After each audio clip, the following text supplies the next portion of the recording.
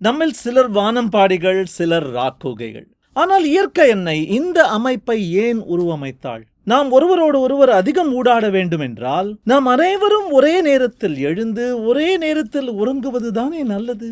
ஆண்டுகள் பல கோடி செல்ல செல்ல மாந்தர்கள் தனித்தனியாகவோ இணையர்களாகவோ அல்லாமல் குழுக்களாகவும் இனங்களாகவும் சேர்ந்துறங்க திரிவாக்கமுற்றனர்.